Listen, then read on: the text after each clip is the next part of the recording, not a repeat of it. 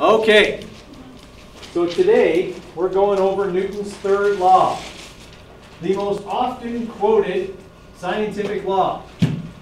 It is also the most often misapplied law because people always try and apply it stupidly to sociological situations to which it does not apply. Okay? Like someone says, yeah, I said this thing to this person and they smacked me in the face. Well, every action has an opposite reaction. No, you said something nasty and they smacked you. You probably had it coming. Okay? That's not how Newton's third law works. Newton's third law says every action has an equal and opposite reaction. If I push on something, it pushes back. Okay? You can't get away with anything according to Newton's third law. Right? This is why, like combative sports, okay, boxing, martial arts, things like that, anything where there's punching, people wear what?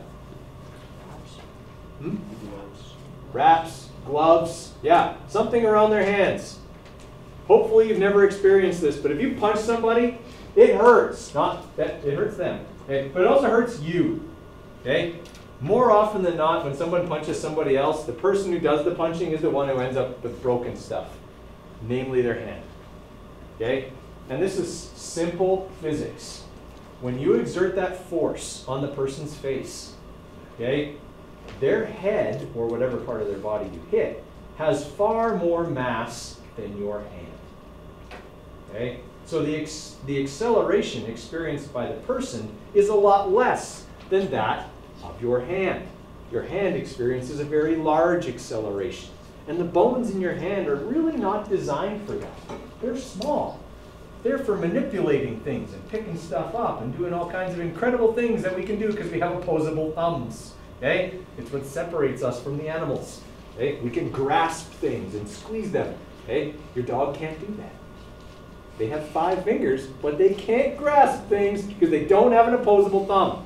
Okay? Now, the mass of your hand is small. So when it experiences the acceleration that results from hitting someone or something, okay, that acceleration will often lead to you breaking your hand. Okay? Either fingers, okay, or even the bones in the back of the hand.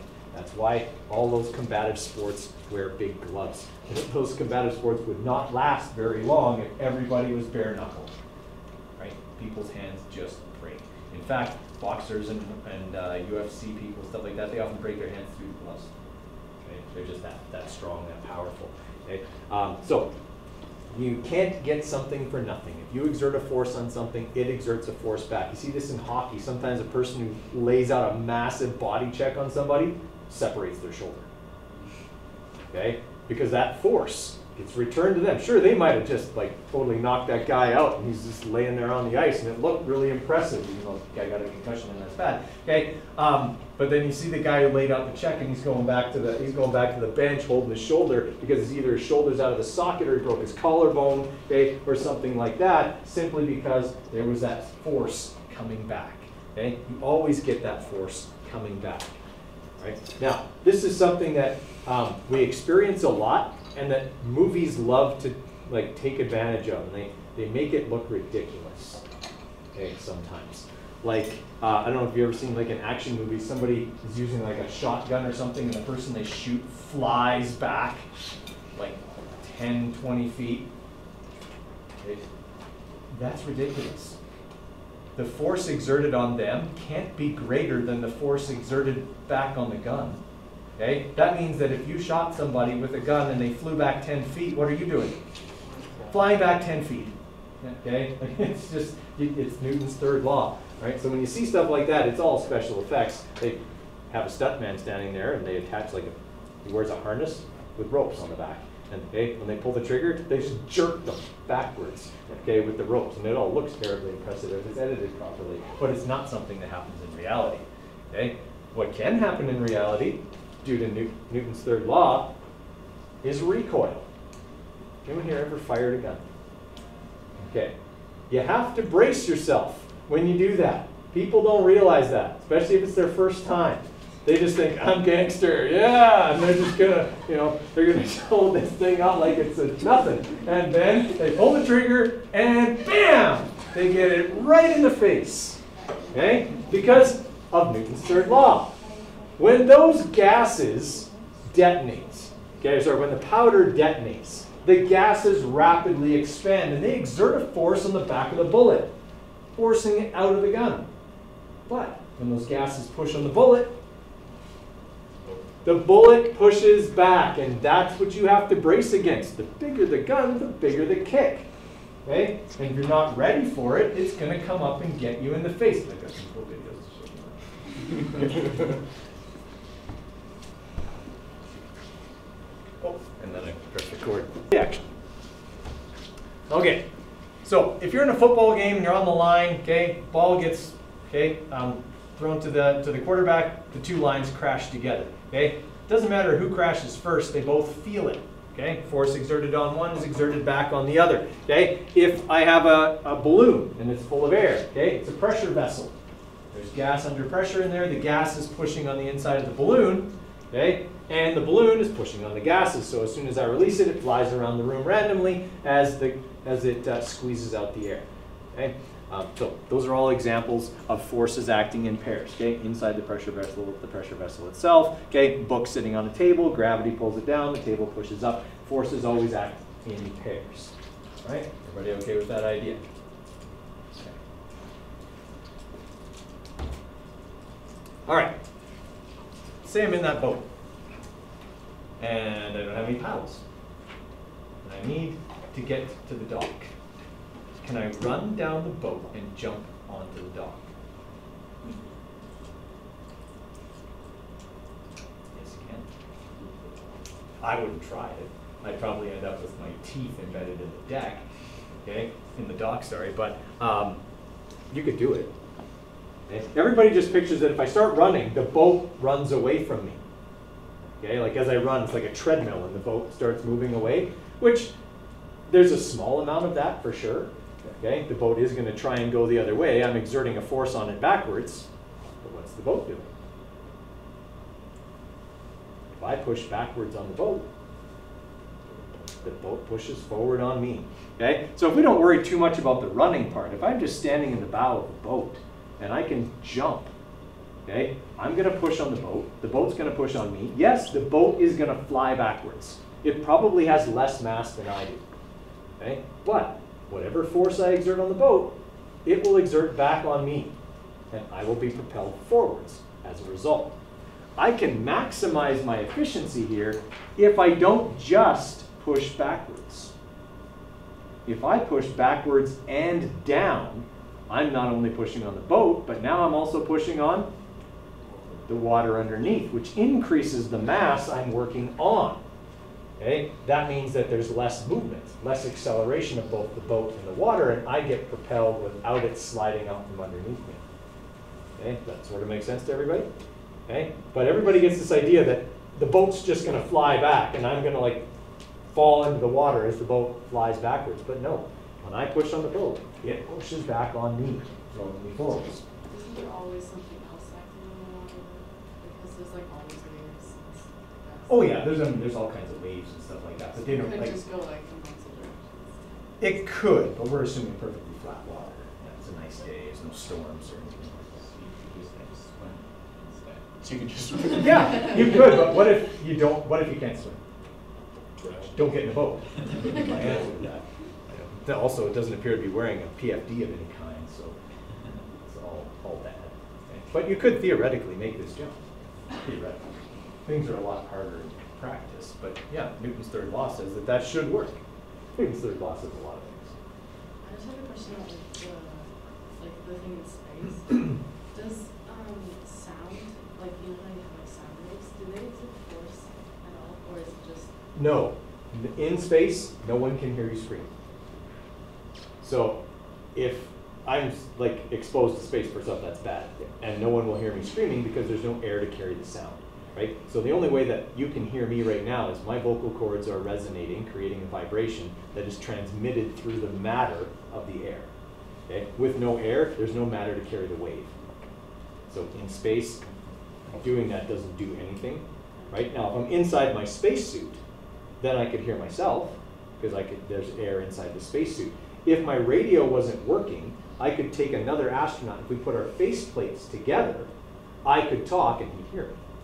because the vibration would then travel through the faceplates, just like when you had the tin can phone when you were a kid, right? The strings and the two tin cans, maybe you guys didn't have that because you had real phones, but when we were kids, we didn't have real phones, so that's what we did, okay? And the vibration would travel through the string as long as it was tight. Same as putting like a glass to the wall, right? You could hear through the wall. Yeah, just because I was picturing someone moving through space, like using like a speaker. I was like, I don't think sound does that. No, the only, like, yes, sound does do that in air, right? Like in air, sound does do that. If you're standing in front of a big sub and it's going, you can feel that, right? Like, you know, you got them right behind the seat. It's like a massage, right? It's just giving you that constant boom, boom, boom. But that's only because it's moving the air, right? If it's not moved, if there's nothing there for it to make waves in, there aren't going to be waves. All right. All right, so whenever one body exerts a force on the second body always exerts an oppositely directed force of equal magnitude back on the first body. Okay, that is the action-reaction law. That's Newton's third law. Okay, so far, we've now gone over 3 of Newton's laws. And like, even though Newton is considered to be the father of classical mechanical physics, none of his laws are super difficult to understand, right? I mean, the first law says if you don't do anything to something, it'll sit there. Okay? And the second law says the harder you push on something, the faster it'll accelerate. And the third law says if you push on something, it's going to push back. Okay? These are all pretty simple day-to-day things, okay? But they're all very important in terms of classical mechanical physics. All right, so let's say I've got this astronaut out in space and they're pushing on the spacecraft. Okay? What's going to happen? The spacecraft will push back. Will both objects accelerate? Okay, they will. So which one will accelerate more? Yeah, the astronaut, right? I mean, it's no different than if I push on the wall. The wall has way more mass than me. It's also anchored to the ground, okay? But when I push on the wall, we're both going to accelerate. Right? I move backwards, the wall makes sound. So it accelerated a little bit too.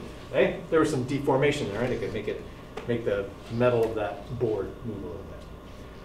Okay, so we got the mass of the astronaut, okay, 92 kilograms, mass of the spacecraft, 11,000 kilograms, and the astronaut pushes with a force of 36 newtons on the spacecraft. So just kind of a light push. Right? So here's what we need to understand about that situation. The force on the astronaut is equal to negative force on the spacecraft.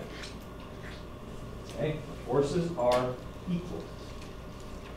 That means that the mass of the astronaut times the acceleration of the astronaut equals negative mass of the spacecraft times acceleration of the spacecraft. Everybody okay with that? Every action has an equal and opposite reaction.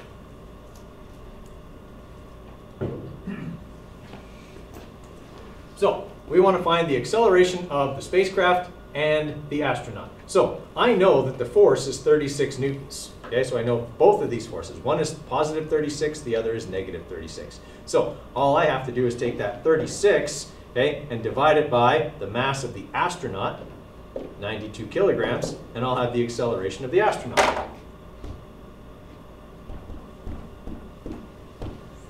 All right, so the astronaut's acceleration is 0.39 meters per second squared to the left. Okay. For the spacecraft, same force. The astronaut pushed with 36 newtons. Okay, but now I'm dividing that by the mass of the spacecraft. The spacecraft's acceleration is pretty small. That's what, 3.3 millimeters per second squared. Right? Not much, but that would be a problem if we were talking about trying to travel to another planet. That small amount of acceleration could result in a course correction being needed later. Right?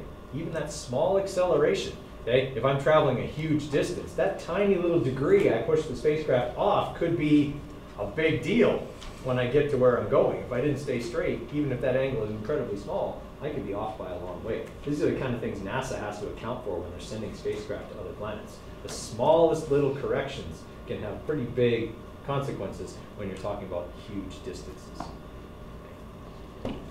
All right, is that making sense to everybody? Okay.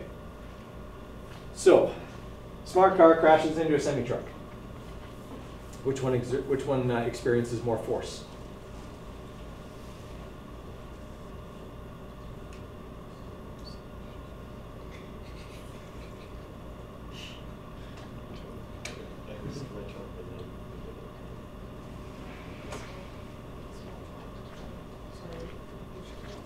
Smart car and semi-truck, which one?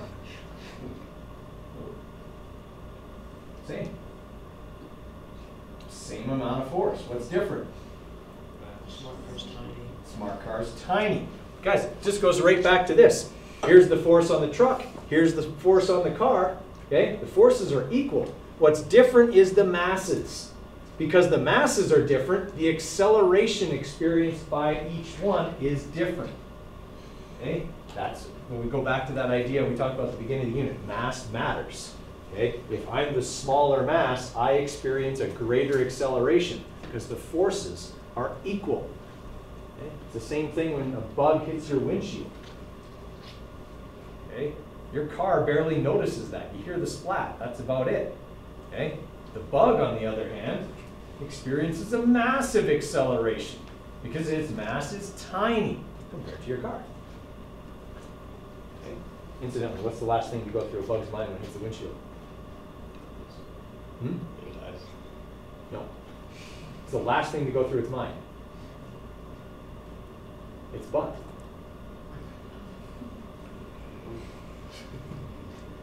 Now you get it. That's all right. That's a dad joke, but it's a good one. Okay. So, according to Newton's third law, when the astronaut pushes on the spacecraft has to push back. Okay? This is a simple two-body type of situation. Okay? We're going to deal with like three-body situations. And in fact, we've already done some Newton's third law problems. When we did the ones with the logs that were tied together, the buckets that were tied together, okay? Those are actually Newton's third law problems. The thing for Newton's third law is there's no formula for it. All it uses is Newton's second law. It's just saying the forces are equal. Okay? We still do all the Newton's second law stuff when we're solving a Newton's third law problem.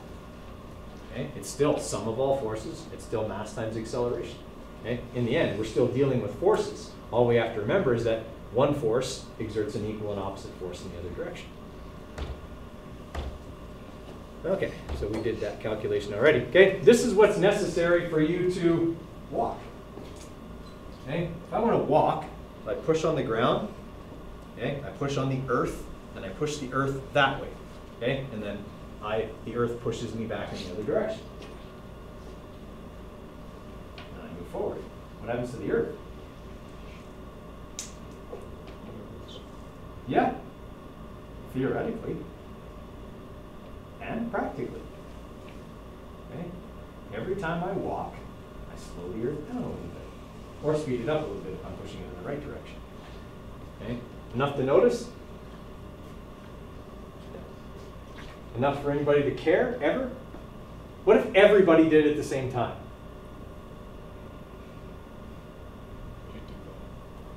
What if everybody ran the same direction at the same time? Could we reverse the spin of the earth? Hell no, we couldn't. Okay? Why not? Because the Earth is huge. 5.98 times 10 to the 24 kilograms is the mass of the Earth. Okay? It is huge. Okay? You get the entire human population, we are not even a tiny fraction of that number. Okay? We are not doing anything to the rotation of the Earth by running in the same direction. However, if I had asked you that question about 6 or 7 years ago, people would have said, oh yeah, totally. Because there was a Super Bowl commercial where they did it. Made out, supposedly. Okay? And I saw that commercial and I was like, calm down! Calm down! It's just a commercial, I don't care! It's stupid and people will believe that you could do this. Okay, so I'm gonna show you the commercial because it still makes me angry. Utterly ridiculous. okay, that could ever happen. Okay, the same is true. We'll do an activity on this later. Okay, but the same is true for everybody jumping. And there was this idea that if you got everybody in the same place at the same time and everybody jumped, you could knock the Earth out of orbit. Okay, I mean, it's just ridiculous. We're talking about differences in mass. Sure, if everybody jumped at the same time, it would exert a force on the Earth. Problem is, the Earth doesn't care. It's way too big. Okay, it'd be like me walking up to a sumo wrestler and going, they don't care. It's not going to do anything. They're too big. Okay? They're probably just going to give me a big shove, and I'll fly across the room like the guy with the cables attached to his back. Okay? But yeah, it's just not going to work. Okay? Now, there's some applications of this, okay, where we can use Newton's third law, okay, to our advantage, and you actually see them used on small trailers, okay, like small U-Haul trailers. That can be towed by vehicles that don't have electrical outlets for operating powered brakes. Okay? Most trailers, if you want to tow them safely, have powered electrical brakes on them. But a lot of vehicles don't have like this hookup on them. So what's used instead is a spring-loaded mechanism. Okay? So when you have the trailer ball sitting on the trailer sitting on the hitch ball, okay, if you're pulling this way, obviously you pull on the trailer, but when you stop, the trailer wants to continue moving forward, according to Newton's first law. When it does that, it pushes against the tow vehicle, and the tow vehicle pushes back, and the spring-loaded mechanism uses that returning force from the tow vehicle to compress a spring that applies the brakes. Okay? It's better than nothing, but if you just slam on the brakes, you're just going to jackknife the trailer. And I don't know if anybody saw the footage from down by Brooks there, yet when we had the snow day there. Okay?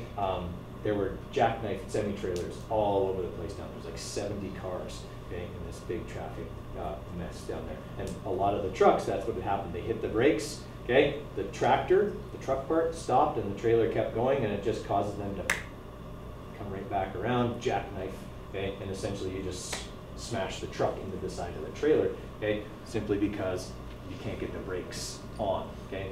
It just slides, okay? So for these ones here, okay, that's what we use as Newton's third law. As the trailer tries to move forward, it pushes on the towing vehicle pushes back on it and applies the brakes. Okay. Make sense? All right, so we're going to look at a few example problems here. I want you to write this one down, okay? We got 3 boxes in this question. They're all different masses. They're all on a frictionless surface.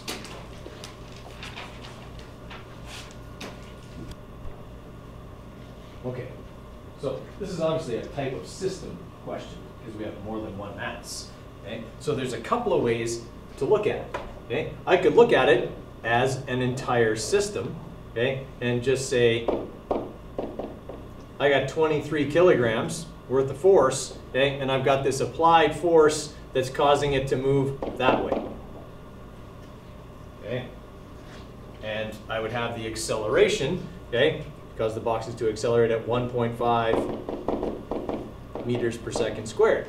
Okay? So I could calculate that applied force right now because it's also the only force acting on the system. Everybody okay with that? That's not what the question wants.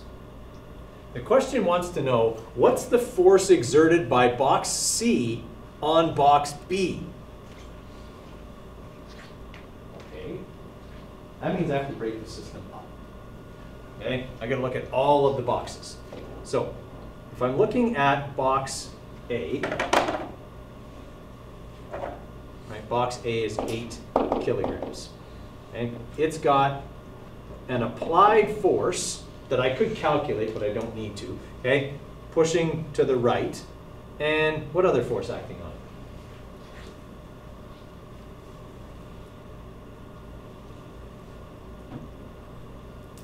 Box B, like pushing back on it. Exactly. The force of box B pushing back on it. Because when I push on A pushes on B. So B has to push back on A. Okay. So, force of B on A. All right. That doesn't really help me. I'm not finding the force of C on B using box A. All right, so I can't do that. Okay, then I've got box B. it's 10 kilograms, right? It's got the force of box A acting on it forwards, and the force of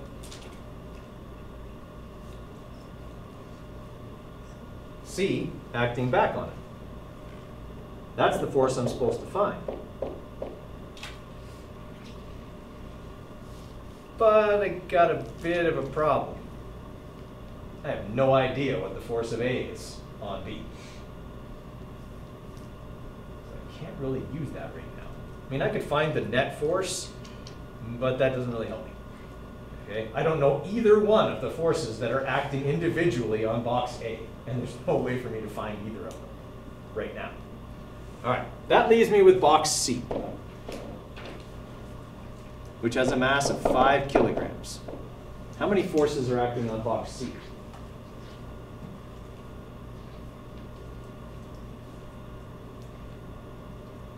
Remembering that this is a frictionless surface.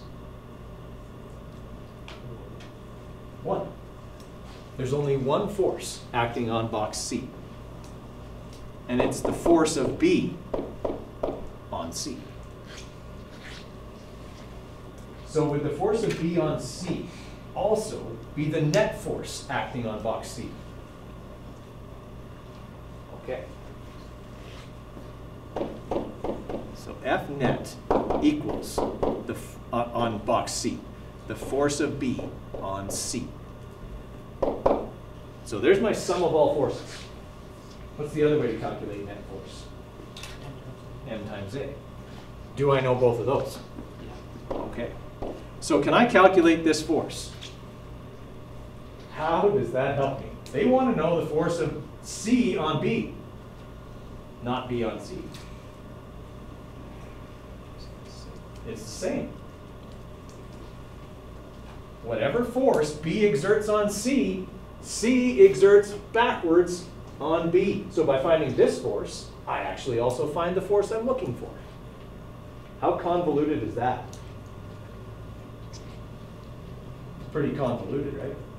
There's nothing mathematically challenging about it, but holy smokes, do I really have to see what's going on in the inner workings of 3 boxes pushing on each other in order to get what I'm supposed to find? Okay, so I'm going to find this by going mass times acceleration. So 5 times 1.5 is 7.5 newtons. All right, so the force of B on C is 7.5 newtons to the right. So according to Newton's third law, the force of C on B must be 7.5 newtons left. I did one calculation to solve that problem. But man, did I have to do a lot of thinking to get there. Okay? A lot of visualization, a lot of seeing a lot of forces that aren't really, readily apparent. That's what makes Newton's third law questions difficult. They're mathematically identical to Newton's second law questions. Okay? But they're a lot more convoluted in their reasoning. Okay, so does everyone follow what we did there? Okay, so we had to remember a few things we've learned before. We had to remember that this applies to the whole system, right? We could use that. Okay.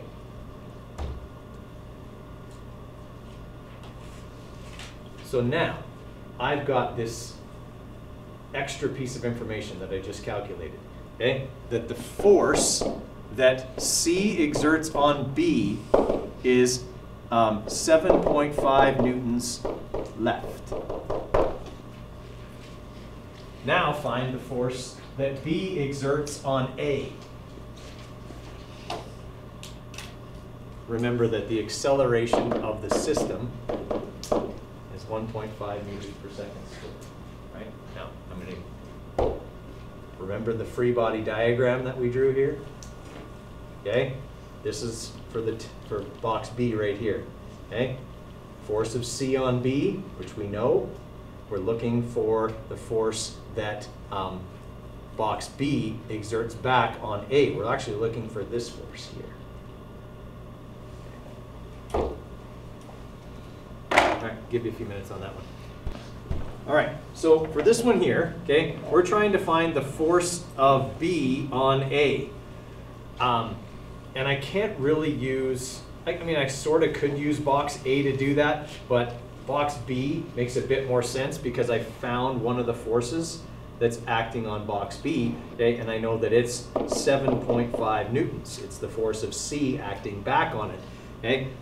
And I know that this force, the force that A exerts on B, is equal in magnitude, but opposite in direction to the force they're asking me to find, which is what B exerts back on A. Is everyone okay with that logic? Okay, so once you're okay with that logic, this is just a Newton's second law problem. Right? I know that the mass of this box is 10 kilograms and that its acceleration is 1.5 meters per second. Therefore, the net force acting on that box is 15 newtons to the right. Okay?